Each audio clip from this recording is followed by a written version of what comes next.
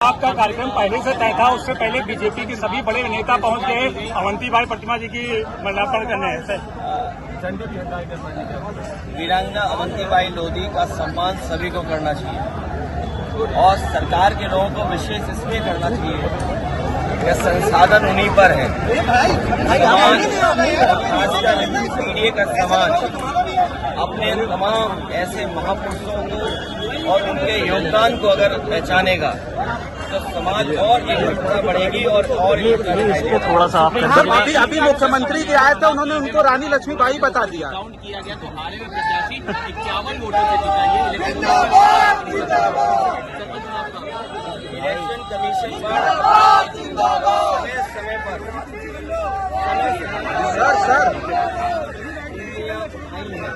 थोड़ा नीचे करो। और चाहे वो प्रधानी का चुनाव हो, विधानसभा का चुनाव हो, लोकसभा का चुनाव हो या अन्य चुनाव हो, ये इलेक्शन कमीशन की जिम्मेदारी बनती है कि निष्पक्ष चुनाव हो।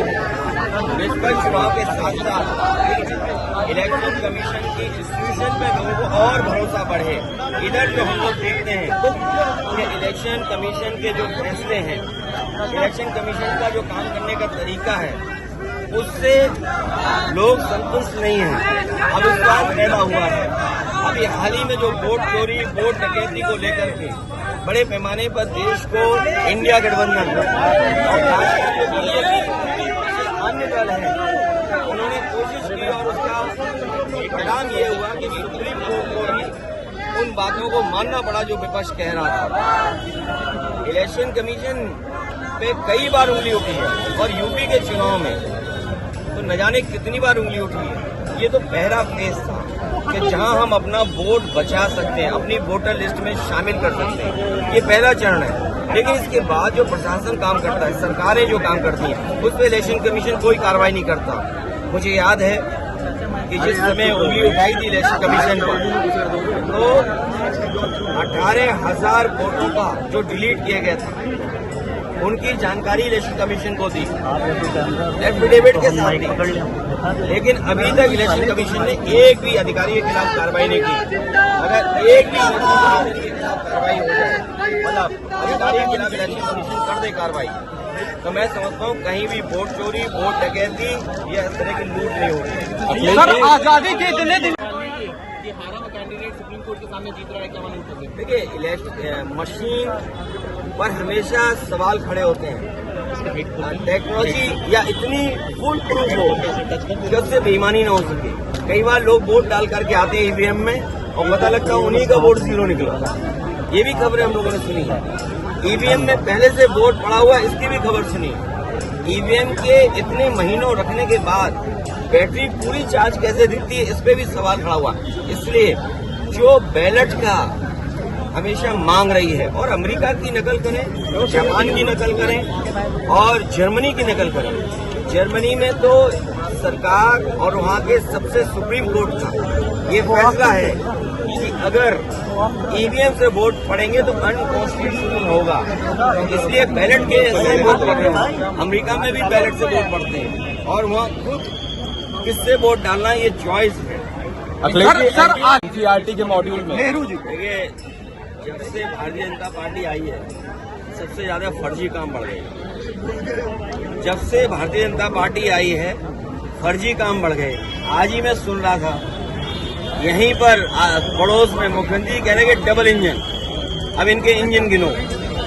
मेयर एक इंजन, सांसद दूसरा इंजन, सांसद जी मंत्री हैं तो उनका भी एक इंजन छोटा सा, और प्रधानमंत्री वो इंजन, मुख्यमंत्री वो इंजन, डिप्टी सीएम वो इंजन, डिप्टी सीएम और एक और। तो कितने इंजन है बताओ, कितने इंजन? और क्या कह रहे हैं कि डबल इंजन की सरकार।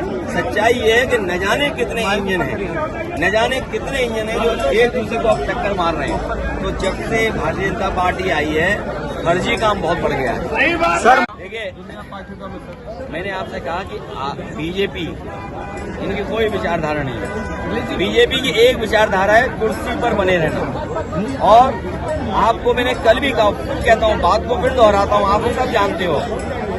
बीजेपी ने ये कहा जब उनकी पार्टी का गठन हुआ कि वो सोशलिस्ट रास्ते पे चलेंगे, सेकुलर रास्ते पे चलेंगे। क्या आज वो सेकुलर रास्ते पे चल रहे हैं?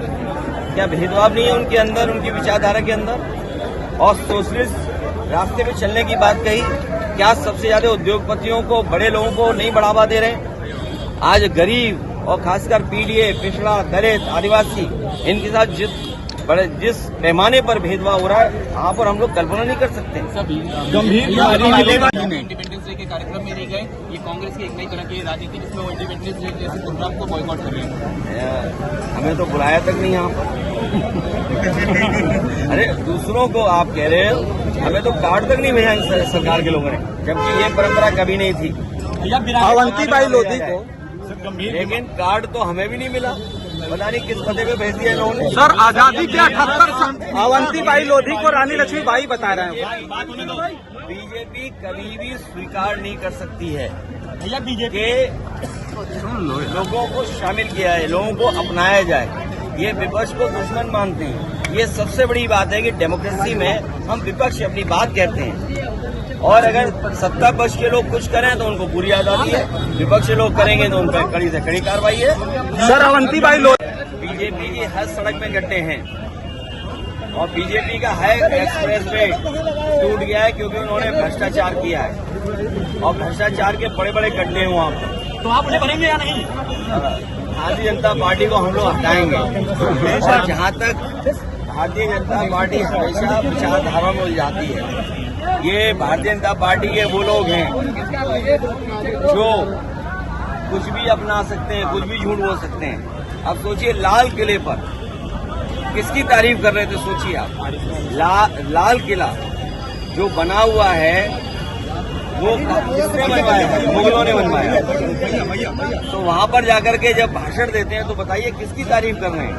जो संस्था रजिस्टर्ड ही नहीं है, जो संस्था रजिस्टर्ड नहीं है उसकी तारीफ कर रहे हैं। इसका मतलब कि प्रधानमंत्री जी कमजोर दिखाई दे रहे हैं। सर अवंतीबाई इस वीडियो को लाइक करें, हमारे चैनल को सब्सक्राइब करें और बेल आइकन जरूर प्रेस करें। हमारी न्यू वीडियो सबसे पहले देखें।